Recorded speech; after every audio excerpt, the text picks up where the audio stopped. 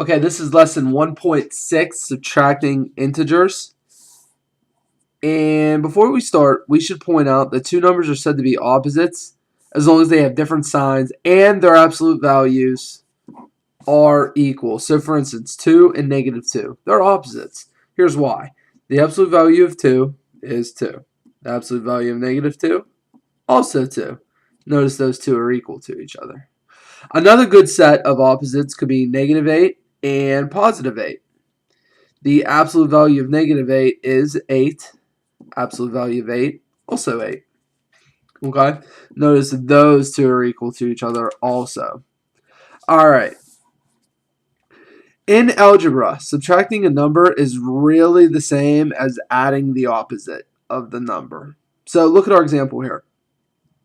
7 minus a -4, really the same thing as adding a +4.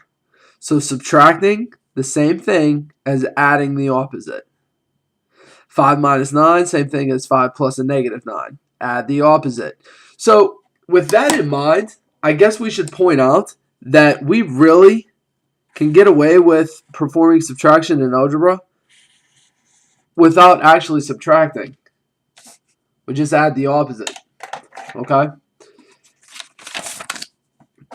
Let's do some practice on a number line first, then we're really going to get into some example problems. First thing we're going to do is subtract -5 from 4. So here we go. 4 minus a -5, or we can add the opposite. 4 plus 5. Add the opposite. Okay, I'm going to start, let's see. I'm going to put 4 on the hash mark right here. That means 3, 2, and 1 are down here, and that means 0 is down here. The reason I do that is because I'm going to run out of number line room. If I would normally put 0 here like I normally do, I would run out of number line room. Okay, 5, 6, 7, 8, and 9. Okay. Here's 4. To that, we're going to subtract the -5 or add 5. 1, 2, 3, 4, 5. It means 4 plus 5 is 9. Or, more importantly, what the question really asked us, 4 minus a -5 is 9. Okay, one more example. Subtract 6 from -8. So, -8 minus 6, or add the opposite. Okay, so just like I did up above, I'm going to put -8 right here. That means -7's here. -6, -5, -9, -10, -11, -12, still ran out of room, -13, and -14. Let me extend my line a little bit. There we go. Okay. Starting at -8, I'm going to subtract 6. 1, 2, 3, 4, 5, 6. End up at -14. So that means -8 minus 6, or -8 plus a -6 is equal to -14. Remember, adding the opposite, same as subtraction. Here's a quick note. 3 minus 9 equal to 3 plus a -9. Here we go. Add the opposite. In algebra, or by algebraic variables, a minus b, the same thing as a plus the opposite of b. Add the opposite. Okay, let's go to the back and do some examples. The first one's real easy. 7 minus 3, which I wouldn't even suggest we try to change this to add the opposite. Everyone knows 7 minus 3 is 4. Okay, but just so we can see that it works the same way, 7 plus a -3, that's also 4.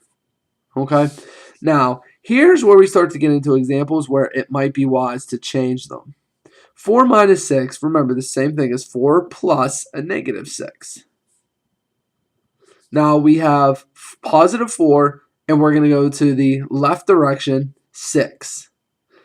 So 4 would take us back to 0, then 2 more. That means we're at -2. Now remember, we can also use our rules from last lesson. Whenever the signs match, it's addition. When the signs don't match, it's subtraction. So let's try this. 8 plus a negative 9, which is really what this is saying, 8 minus 9. Now look here. The signs do not match, so this is subtraction. 9 minus 8 is equal to 1. But the bigger number, the 9, had a negative sign. So this answer has to be a negative 1. Okay? Now let's work on our skills of substituting numbers in and then perform the subtraction, or adding the opposite, as we've been doing. X minus y, where x is 4, and y is 6. So this really says 4 minus 6. Now, we're going to change this to plus a negative 6. Notice now that the signs do not match, so this is subtraction. Big minus small. 6 minus 4 is 2, and the bigger number was negative. So the answer here is negative 2. Now, if you can just look at this and visualize sort of sliding on a number line, like we did this problem up here, which actually this looks like it's the exact same problem. If you can visualize just sliding on a number line, you start at 4, you move back 4, that takes you to 0, then 2 more, takes you to negative 2.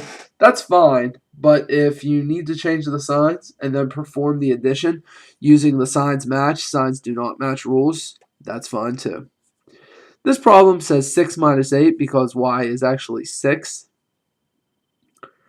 We can change this to plus a negative 8. 8 minus 6 is 2. The bigger number was negative, so this would be a negative 2. Finally, 7 minus y plus x. Okay, 7 minus y, but y is 6, plus x, which is 4.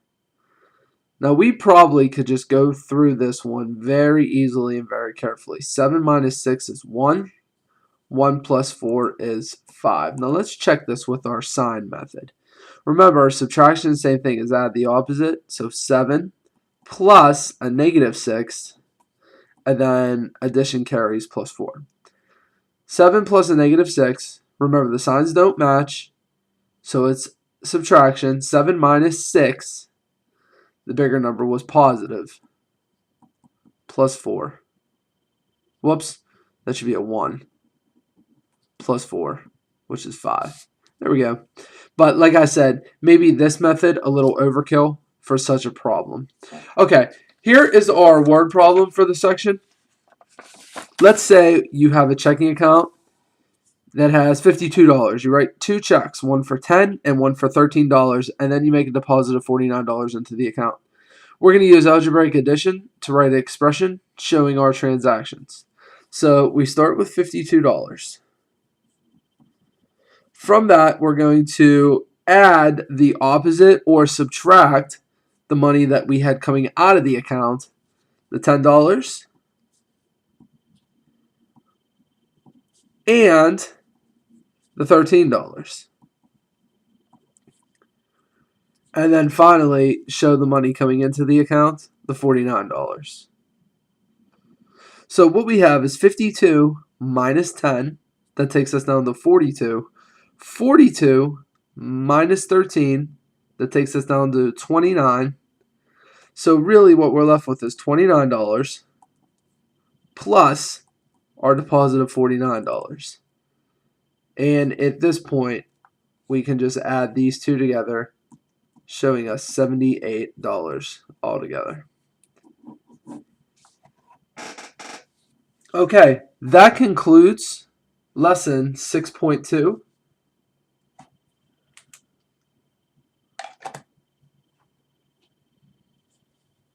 If you have any questions or are unsure of anything in this lesson, make sure you go back and rewatch the certain section.